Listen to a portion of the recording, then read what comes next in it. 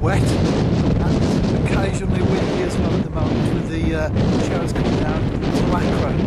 It's in North Wales, and if you follow my angling journal on a regular basis, as many people do, then you used to see me on the River Severn or the Staffs Worcestershire Canal or the local lake or whatever. Well, today I'm on the sea. I'm on holiday with my wife.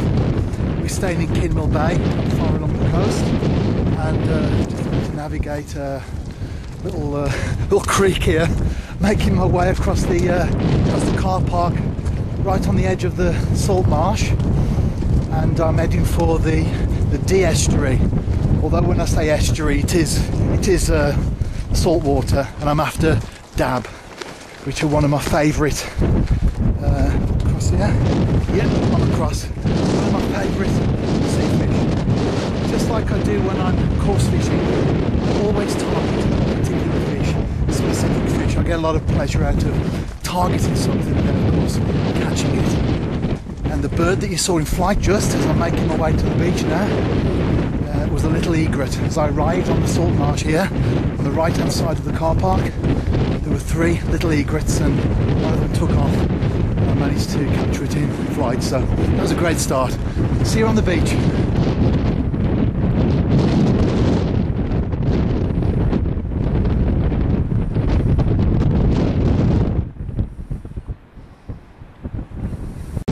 As you can see from the background, I'm on the beach now. Thus begins the long walk right the way down to the fishing spot. It's a good walk, and one that can be quite heavy going sometimes, depending on the sand and how it is underfoot. Not too bad today. This wind, I think, has dried the sand up, depending where you walk. There are sandbanks. What I'm heading for is the mouth of the Dee estuary, and I'm on the well side, and over in the distance, still visible slightly today, even though it's quite quite murky conditions. You can see the English coast. The Wirral is over there on a bright day when I've been here before, and you can see right beyond Liverpool, and even beyond that with binoculars you can see right up the Lancashire coast. But for now I'm just concentrated on the fishing. Don't think I'm going to get much in terms of scenic views. Might get a seal.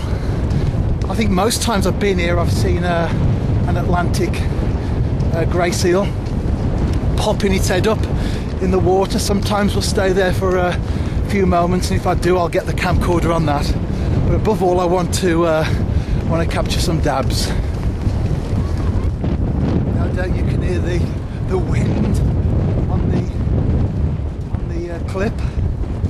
Sometimes I get folks saying to me, you need to get this equipment and that equipment and film at certain times, but the reality is the video part of my angling journal, which is a weekly entry, has been since 2003. The reality is that the video part, as well as the article part of course, is just an insight into my own particular fishing. And as I do get out in wind and snow and rain and horrendous conditions like that, and of course from time to time those conditions will be captured on film. So I make no apologies for the quality of the video at any time, because it's me and my fishing, and hopefully can communicate through it the reality of what it's like being an all-rounder, all year round angler.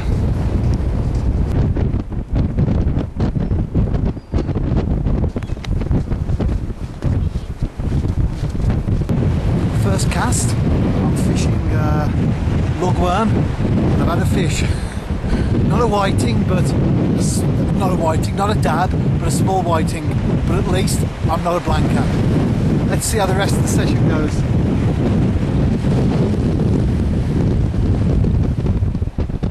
Second cast, another small whiting. I've got the feeling this could be a busy afternoon. When these little fellas are in tow, and then you catch them one after the other.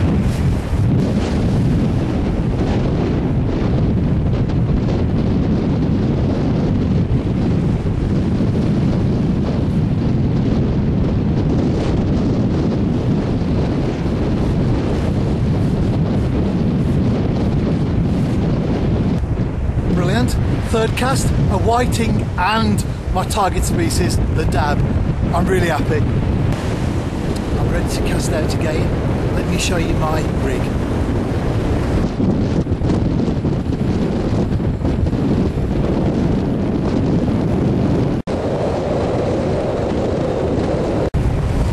Cast out again now. I'm watching the rod top. That was a little bit of a glimpse at my rig. Obviously it's windy and all those things are to be taken into consideration. But what I will do in the article is I will write about that in a little bit more detail. And I do make my rigs myself as well. So I'll tell you all the little bits and pieces that have gone into that. Much cheaper to make them yourself than it is to buy them, of course. Same as coarse fishing, if you tie up your own hair rig setup, it's a lot cheaper than going out and buying the ready-made rigs.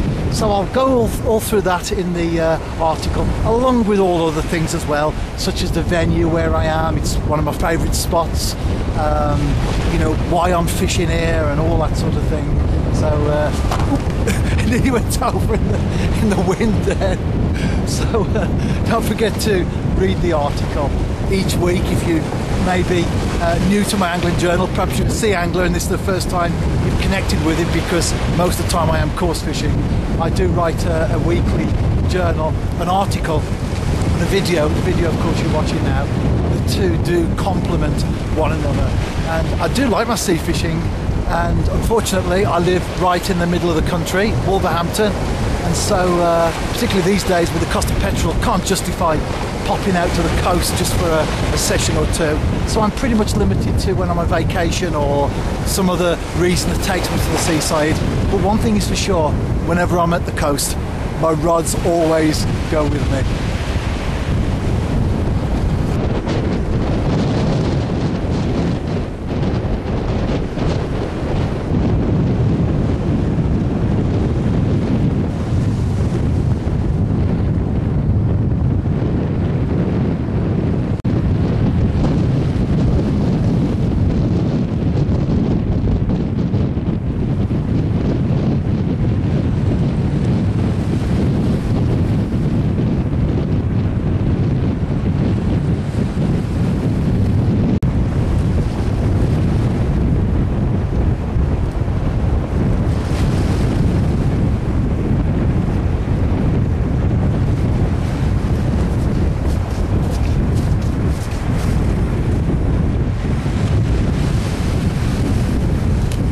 Excellent.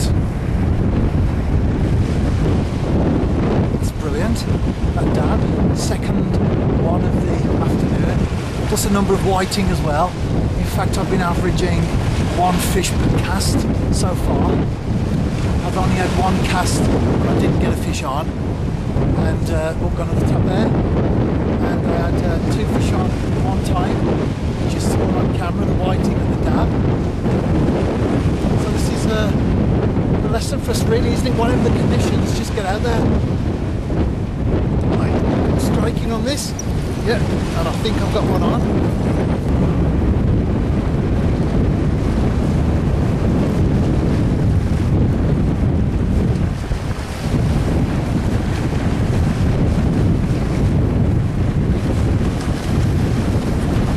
Another double header, small whiting and a dab.